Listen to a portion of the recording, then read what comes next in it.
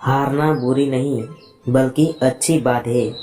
मथुरा की एक कैद में माता देवकी के गर्भ में जन्मे श्री कृष्ण ने अपने आचरण से मानव जाति के सामने कई ऐसे उदाहरण रखे हैं जो जीने की राह दिखाते हैं। ऐसा ही एक उदाहरण है उनके रणछोड़ बनने का। जी हाँ, एक बार श्री कृष्ण भी युद्ध को बीच में ही छोड़कर मैदान से भाग गए थे। फिर भी शत्रुओं का वध हुआ और हजारों निर्दोष नागरिकों की सुरक्षा हुई। यह है श्री कृष्ण के रणछोड़ बनने की कहानी। भगवान श्री कृष्ण का जन्म कंस का वध कर समस्त पृथ्वी लोक को उसके अत्याचारों से मुक्त कराने हेतु हुआ था। किशोरावस्था में ही वह गोकुल से मथुरा आ गए तथा दुष्ट कंस का वध किया। कंस की मृत्यु से दुखी उसके ससुर जरासंध ने एक विशाल सेना लेकर मथुरा पर आक्रमण कर दिया। इस आक्रमण में उसके साथ शिशुपाल और कालयवन जैसे शक्तिशाली राजा भी शामिल थे। जल्दी ही सेना मथुरा आ पहुंची और मथुरा की राजसभा में श्री कृष्ण तथा बलराम को सेना को सौंपने का संदेश भेजा गया। इस युद्ध को टालने तथा मथुरा के निर्दोष नागरिकों को बचाने के लिए श्री कृष्ण ने रातों रात वहां से सैकड़ों किलोमीटर दूर समुद्र में एक नई नगरी द्वारिका का निर्माण करवाया। अपनी माया से उन्होंने समस्त नागरिकों, उनके पशुओं तथा संपत्ति को नींद में ही नई नगरी में पहुंचा दिया। अगले दिन सूर्योदय के समय श्री कृष्ण तथा बलराम जरासंध की सेना के सामने आ पहुंचे और उसे लड़ने के लिए चुनौती दी। जैसे ही जरासंध और दूसरे राजाओं ने श्री कृष्ण को मारने के लिए शस्त्र उठाए, दोनों भाई भागने लगे।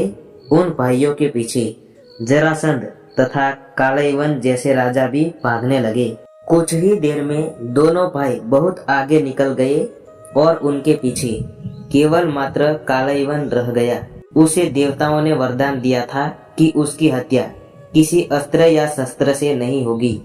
ऐसे में वह निर्भीक था और लगातार श्री कृष्ण का पीछा करते करते एक गुफा में जा पहुंचा। गुफा में राजा मुचुकुंद सो रहे थे, जिन्हें इंद्रदेव ने वरदान दिया था कि जो भी उन्हें उठाएगा वह उनके देखते ही जलकर भस्म हो जाएगा। वहां पहुंचकर श्री कृष्ण ने सोए हुए मुचुकुंद पर अपना पीताम्बर डाल दिया और स्वयं छिप गए। कालयवन भी वहां जा पहुंचा और सोए हुए राजा मुचुकुंद पर अपना पीताम्बर देख उन्हें ही श्री कृष्ण समझ बैठा। उसने मुचुकुंद को उठाने के लिए लात मारी, जिसके कारण उनकी निद्रा खुल गई और उनके देखते ही कालयवन वहीं पर जलकर भस्म हो गया। तत्पश्चात श्री कृष्ण ने राजा मुचुकुंद को अपने चतुर्भुज स्वरूप में दर्शन दिए और उन्हें मोक्ष पाने का वरदान दिया। वहीं दूसरी ओर जरासंध और बाकी राजा पूरी तरह से खाली मथुरा देखकर वापस लौट गए। युद्ध से भागकर श्री कृष्ण ने रखा देवताओं के वरदान का मान। श्री कृष्ण चाहते तो स्वयं भी कालयवन और अन्य अधर्मी राजाओं का वध कर सकते थे, परंतु देवताओं के दिए वरदान का मान रखने के लिए ही उन्होंने कालयवन को राजा मुचुकुंद के हाथों मरवाया।